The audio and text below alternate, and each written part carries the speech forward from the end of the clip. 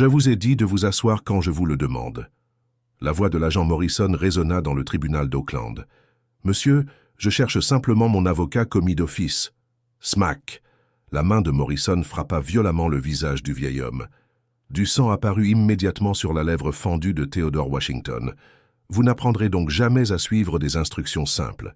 Les autres agents de justice détournèrent le regard, faisant semblant de ne rien voir.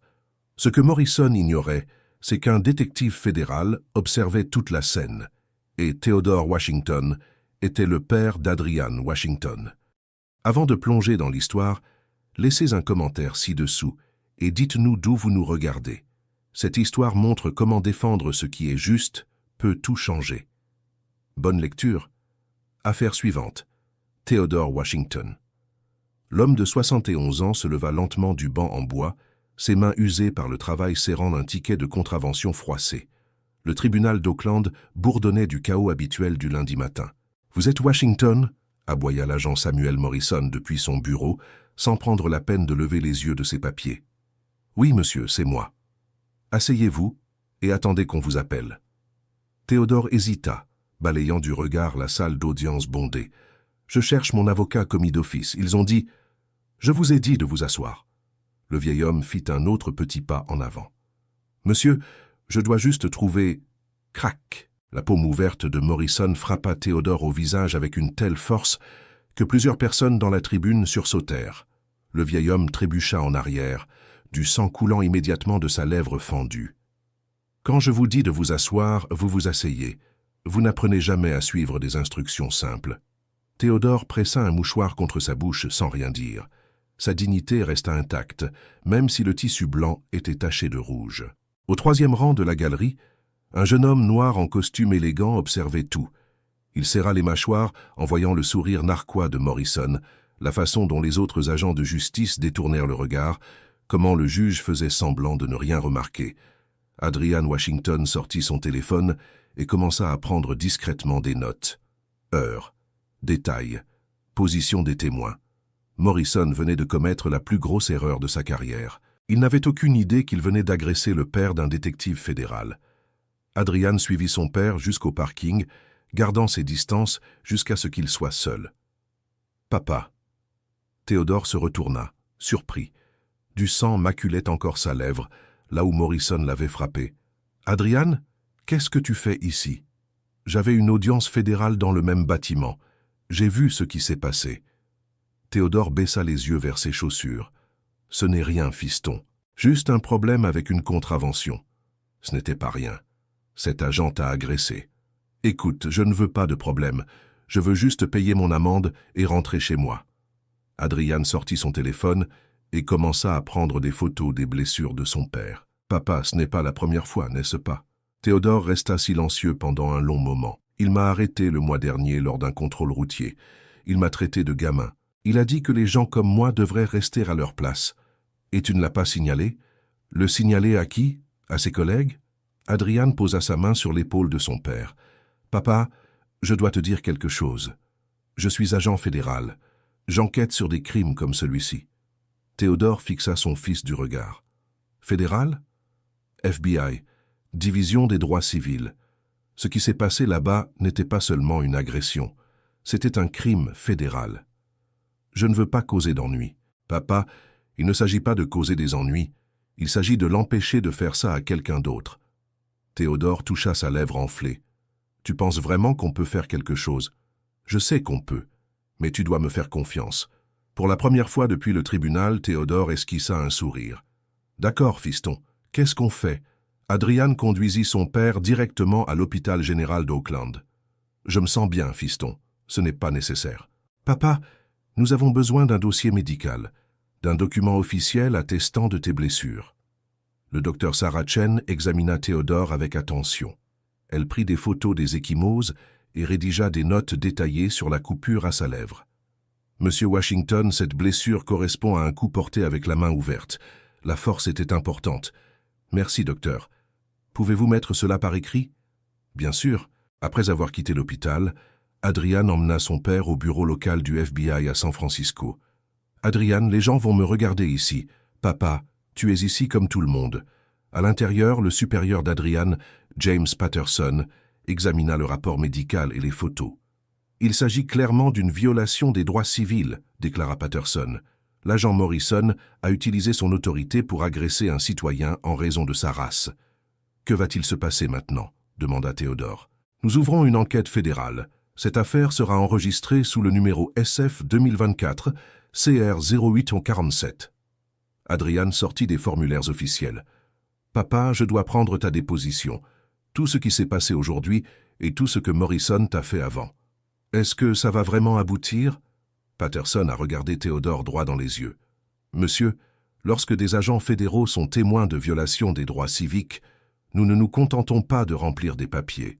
Nous agissons. » Adrian a commencé à taper la déposition de son père.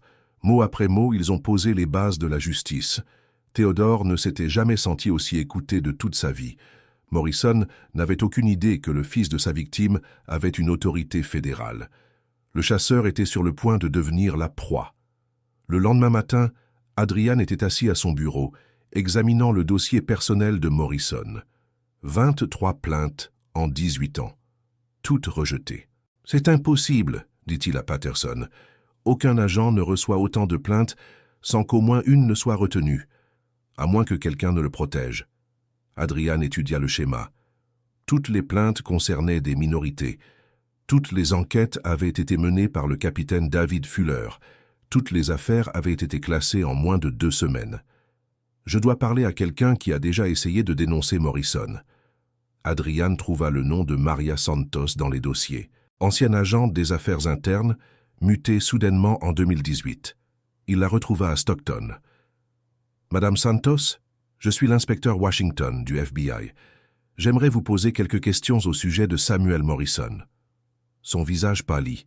« Je ne peux pas parler de lui. »« Madame, il s'agit d'une enquête fédérale, vous êtes protégée. » Elle regarda nerveusement autour d'elle. « Ils m'ont menacé. Ils ont dit que je perdrais ma pension si je parlais. »« Qui vous a menacé ?»« Le capitaine Fuller. Après que j'ai essayé de signaler ce que Morrison avait fait à cette famille mexicaine. Qu'a fait Morrison ? Il a tellement battu le père qu'il a dû être opéré. J'avais tout documenté. Des photos, des témoins, des dossiers médicaux. Qu'est-il advenu des preuves ? Fuller les a fait disparaître. Il a dit que la famille mentait. » Adrian se pencha en avant. « Madame Santos, je pense que Morrison vient de commettre sa plus grande erreur. Seriez-vous prête à témoigner ?» Elle resta silencieuse pendant un long moment. « Si vous pouvez vraiment me protéger. Oui, cet homme doit être arrêté. » Adrian sourit. Le mur de protection de Morrison commençait à se fissurer. Maria Santos retrouva Adrian dans un bureau sécurisé du FBI. Elle était accompagnée d'un avocat et d'un petit appareil d'enregistrement.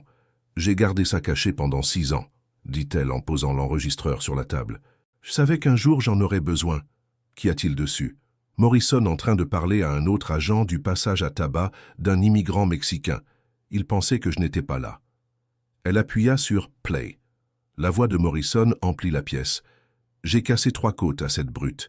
Ces gens doivent comprendre qui est le chef ici. » Adrian serra les mâchoires. « Quand a-t-on enregistré ça ? » « En mars 2018, 2 jours après l'incident. J'ai essayé de l'utiliser dans mon rapport. Que s'est-il passé ? Le capitaine Fuller m'a convoqué dans son bureau. Il m'a dit que si je ne laissais pas tomber, je serais licencié et je perdrais ma pension. Puis il m'a muté à Stockton. Pourquoi n'avez-vous pas fait appel à un supérieur de Fuller ? J'ai essayé. Le juge Sterling s'occupe de la plupart des affaires policières. Son bureau a répondu qu'il n'était pas intéressé par les plaintes d'une employée mécontente. Adrian prit des notes. Le juge Sterling a rejeté vos préoccupations. Son greffier l'a fait. Il a dit que le juge était trop occupé pour s'occuper des affaires internes de la police. Madame Santos, seriez-vous prête à témoigner devant un tribunal fédéral à propos de tout cela ? Elle acquiesça lentement. Cet enregistrement prouve que Morrison est violent, et il prouve que Fuller était au courant et qu'il a couvert l'affaire. Adrian mit les preuves en sécurité. Cette affaire prend de l'ampleur. Nous ne nous en prenons plus seulement à Morrison. Santos semblait soulagé. Bien, ils doivent tous payer pour ce qu'ils ont fait. Morrison n'avait aucune idée que ses propres paroles allaient le détruire. Adrian passa 3 semaines à rassembler des preuves, relevés téléphoniques, dossiers judiciaires, déclarations de témoins. Le schéma était clair. Patterson, Regardez ça, dit Adrian, en étalant des documents sur la table de conférence. Qu'est-ce que je regarde? Morrison reçoit une plainte. Dans les 24 heures, Fuller appelle le bureau du juge Sterling. Dans les 48 heures, l'affaire est classée. Patterson examina la chronologie. À chaque fois, 23 plaintes, 23 appels, 23 classements. Ce n'est pas une coïncidence. Adrian désigna les relevés téléphoniques. C'est là que ça devient intéressant. Le greffier de Sterling rappelle Fuller après chaque rejet. Il parle pendant 10 à 15 minutes. Coordination. Et regarde ça. Fuller s'est personnellement occupé de toutes les enquêtes sur Morrison. Aucun autre agent du département ne bénéficie d'un traitement aussi spécial. Patterson examina les statistiques. Fuller traite normalement environ 5 affaires par an. Avec Morrison, il en a traité 23 en 6 ans. C'est un système de protection. Morrison commet le crime, Fuller enterre l'enquête. Sterling s'assure que l'affaire ne passe jamais devant un tribunal. Et ton père s'est retrouvé en plein milieu. Adrian acquiesça. Ils se sont sentis à l'aise. Ils ont baissé leur garde. Ils pensaient être intouchables. Quelle est la prochaine étape? Des écoutes téléphoniques. Je veux les entendre se coordonner en temps réel. Patterson signa l'autorisation. Trouvez-moi quelque chose de solide, Adrian. Je m'en occupe. Morrison a commis une erreur. Il s'en est pris au père de la mauvaise personne. Le réseau qui protégeait Morrison depuis des années était sur le point de s'effondrer. Et personne ne s'en rendait compte. 2 semaines plus tard, Adrian était assis dans la salle de surveillance du FBI, écoutant des appels téléphoniques en direct. Les écoutes fonctionnaient parfaitement. Son téléphone vibra. Fuller appelait Morrison. « Sam, on a un problème. Des agents du FBI ont posé des questions sur toi au quartier général. Quel genre de questions? À propos de plaintes, à propos de ce vieil homme avec qui tu as eu des problèmes au tribunal. » La voix de Morrison devint nerveuse. « Qu'est-ce que tu leur as dit? » ?»« Rien, mais tu dois faire profil bas pendant un certain temps. Fuller, tu as dit que Sterling s'en occuperait comme d'habitude. Il le fera. Je l'appelle tout de suite. » Adrian sourit et prit des notes. Ils admettaient que leur système existait. 20 minutes plus tard, Sterling rappela Fuller. « David, c'est quoi cette histoire d'enquêteurs fédéraux? Ils enquêtent sur Morrison. Quelque chose à propos de violation des droits civils. Ils en savent combien? Je ne sais pas trop, mais nous devons être prudents. Fais comme d'habitude. Fais disparaître les preuves. Et s'ils ont déjà des preuves, alors nous nous en tiendrons à notre version. Morrison est un bon agent qui a commis une erreur. » Adrian arrêta l'enregistrement. Patterson entra. « Tu as quelque chose? »« J'ai tout. Ils viennent d'avouer une conspiration lors d'écoutes téléphoniques fédérales. Obstruction à la justice et des violations des droits civiques qui remontent à plusieurs années. » Adrian fit écouter les enregistrements. Patterson secoua la tête. Ils ne se rendent pas compte qu'ils viennent de se condamner.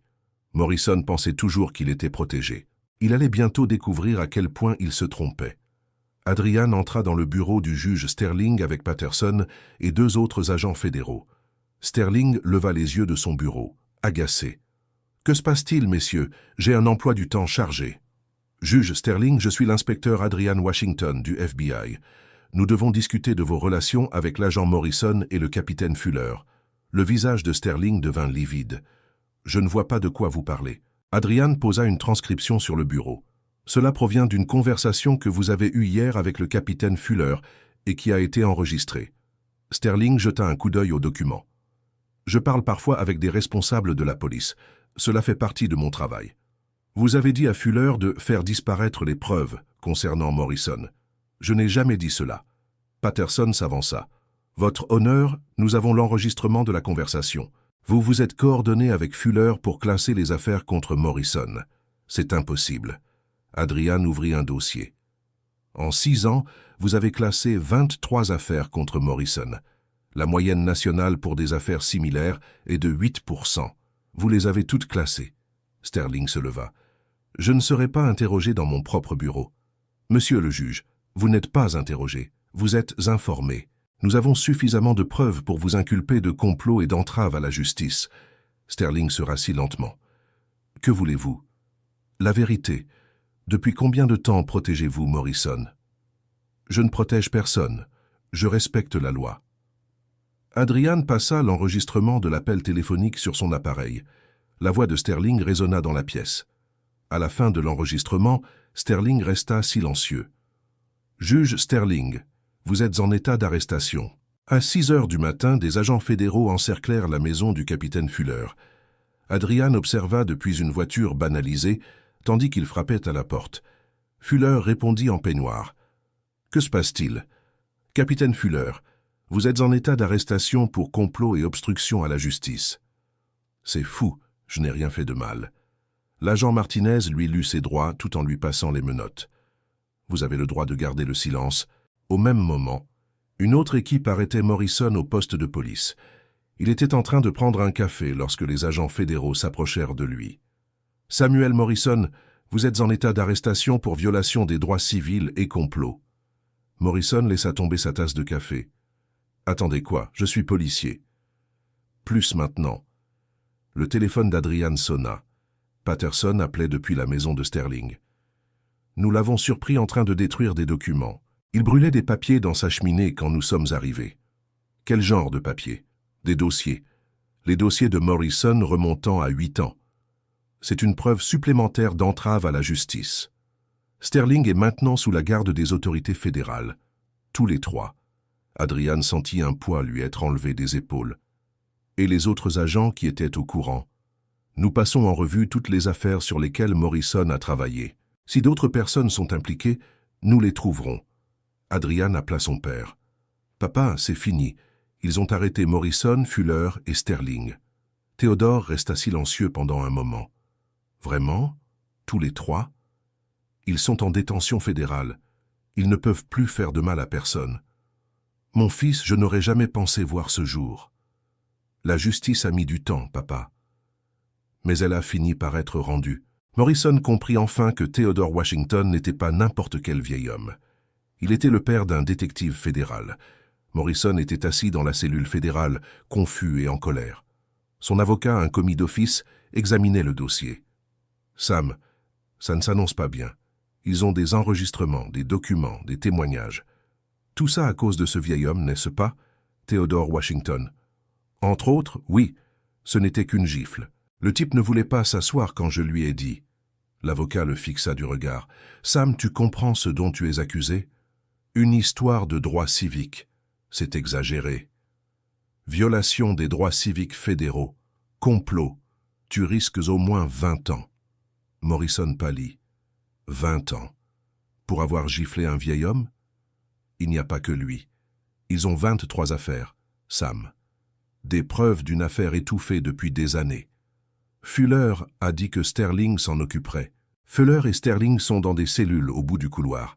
Personne ne s'occupe de quoi que ce soit. Morrison fit les 100 pas dans la petite cellule. Qui est l'enquêteur principal? Je pourrais peut-être lui expliquer ma version des faits. L'avocat vérifia ses notes. Le détective Adrian Washington, division des droits civils du FBI. Morrison s'arrêta de marcher. Washington? Le même nom que le vieil homme? Oui, Adrian Washington. Pourquoi? Morrison s'assit lourdement sur le lit de camp. Le sang se retira de son visage. Oh mon Dieu, oh non. Qu'est-ce qui ne va pas? Le vieil homme? Theodore Washington. L'enquêteur s'appelle Adrian Washington. Et alors? Morrison se prit la tête entre les mains. Adrian Washington est le fils de Theodore. J'ai frappé le père d'un détective fédéral. L'avocat referma le dossier. Sam, vous êtes dans un bien plus gros pétrin que je ne le pensais. L'avocat de Morrison tenta tout. Il appela le syndicat de police, mais celui-ci refusa de l'aider après avoir écouté les aveux enregistrés. Sam, le syndicat dit que vous êtes seul. Ils ne défendent pas les violations des droits civils. Et faire appel auprès du juge? Quel juge? Sterling a été arrêté. N'importe quel nouveau juge verra que l'affaire est claire. Morrison essaya d'appeler Fuller depuis la prison, mais Fuller ne répondit pas. Le bureau de Sterling était vide. Il avait été suspendu dans l'attente de son procès. L'avocat s'assit en face de Morrison dans la salle des visites. Le procureur fédéral a proposé un accord. Quel genre d'accord? Plaider coupable pour les accusations d'agression. 22 ans au lieu de 30. 22 ans? J'ai 44 ans.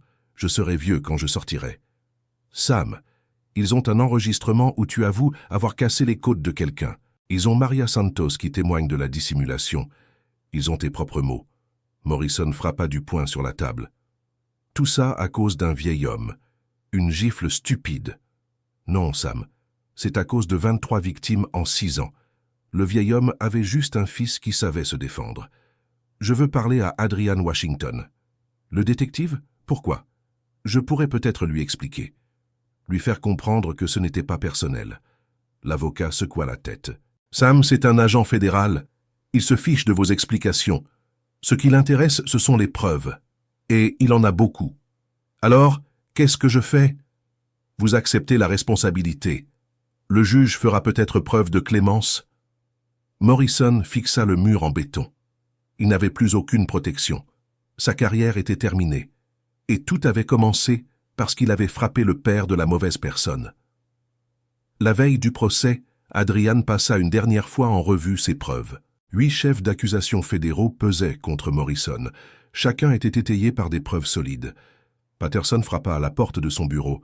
« Tu es prêt pour demain ?»« Aussi prêt que possible. »« Comment va mon père ?»« Théodore est fort. Il veut témoigner. »« Tant mieux.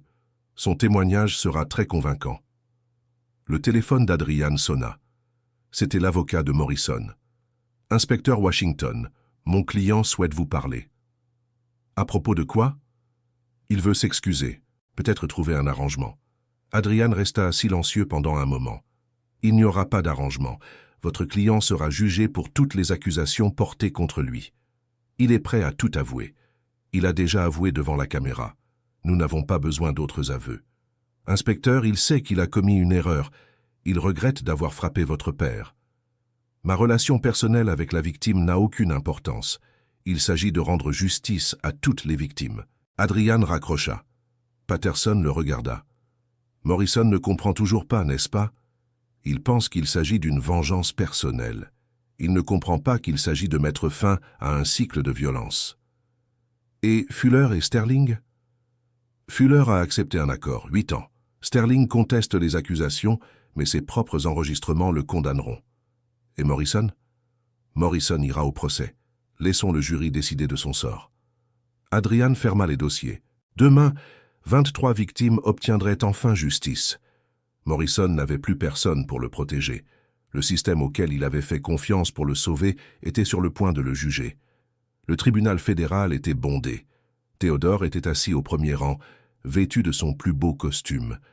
Adrian était assis à la table du procureur, calme et concentré. Morrison entra menotté, l'air plus petit qu'auparavant. Il jeta un coup d'œil à Théodore, puis détourna rapidement le regard. Le juge Reynolds ouvrit l'audience. Le peuple contre Samuel Morrison. Comment plaide l'accusé? Non coupable, votre honneur.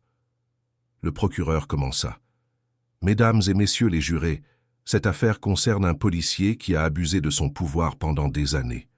Théodore fut appelé à témoigner en premier. Il se dirigea vers la barre des témoins avec dignité. Monsieur Washington, veuillez raconter au jury ce qui s'est passé le 15 mars. Théodore répondit clairement. L'agent Morrison m'a frappé dans le palais de justice. Je cherchais mon avocat et il m'a dit de m'asseoir. Quand j'ai essayé de lui expliquer, il m'a giflé. Aviez-vous fait quelque chose de mal? Non, monsieur. J'étais simplement perdu. Je ne savais pas où aller. Qu'avez-vous fait après qu'il vous ait frappé? J'ai sorti mon mouchoir et j'ai essuyé le sang sur ma lèvre. Je n'ai rien répondu. Le procureur fit écouter l'enregistrement de Maria Santos. La voix de Morrison résonna dans la salle d'audience. « J'ai cassé 3 côtes à cette ordure. » Plusieurs membres du jury secouèrent la tête avec dégoût. Adrian témoigna au sujet de l'enquête.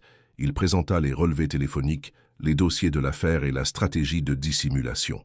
« Inspecteur Washington, pourquoi avez-vous mené cette enquête avec tant d'acharnement? » Parce que 23 personnes ont porté plainte contre l'agent Morrison. Toutes ont été classées sans suite de manière illégale. Quelqu'un devait parler en leur nom. L'avocat de Morrison tenta de faire valoir qu'il s'agissait d'une simple erreur, mais les preuves étaient accablantes. Au bout de 3 jours, le jury entra en délibération. Au bout de 8 heures, le jury est revenu dans la salle d'audience. Morrison s'est levé, tandis que le juge Reynolds lisait le verdict. Pour l'accusation de violation des droits civils, nous déclarons l'accusé coupable. Théodore sentit les larmes lui monter aux yeux. Adrian resta professionnel, mais ressentait un soulagement. Pour l'accusation de complot, nous déclarons l'accusé coupable. Morrison s'est senti défaillir. Son avocat l'a soutenu. Pour l'accusation d'agression sous couvert de la loi, nous déclarons l'accusé coupable. Le juge a poursuivi en passant en revue les 8 chefs d'accusation. 6 d'entre eux ont abouti à un verdict de culpabilité. Monsieur Morrison, vous serez condamné dans 30 jours. D'ici là, vous resterez en détention fédérale. À l'extérieur du tribunal, les journalistes ont demandé à Adrian de faire une déclaration. Cette affaire montre que personne n'est au-dessus des lois. Les policiers qui abusent de leur pouvoir seront tenus responsables. D'inspecteur Washington, était-ce personnel parce que la victime était votre père? Il s'agissait de rendre justice aux 23 victimes qui ont porté plainte contre l'agent Morrison. Mon père était simplement celui qui a finalement été entendu. Théodore s'approcha de son fils. « Je suis fier de toi. Je suis fier de toi aussi, papa. Tu t'es battu pour ce qui était juste. » 3 semaines plus tard, Morrison a été condamné à 26 ans de prison fédérale. Sterling a écopé de 12 ans. Fuller a été condamné à 8 ans dans le cadre d'un accord avec le procureur.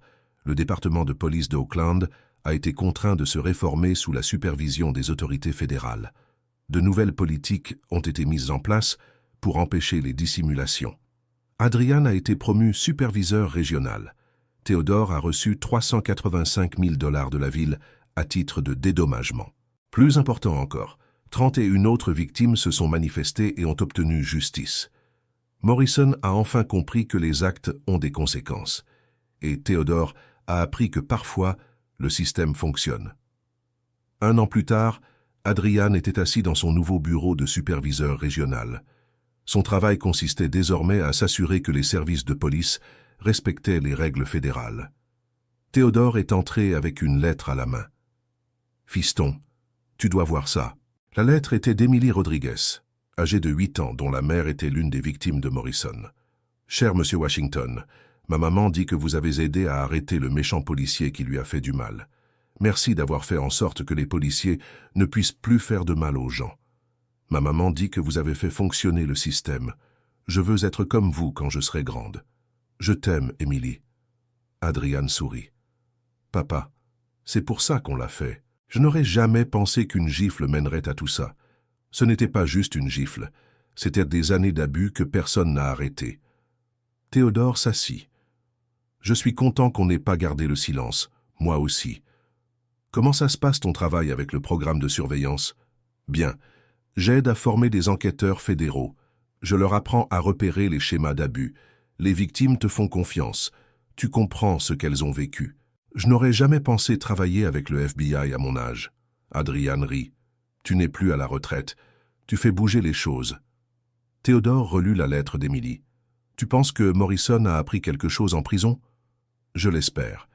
Mais le plus important, c'est que les autres policiers ont compris qu'ils ne peuvent pas se cacher derrière leur badge quand ils enfreignent la loi.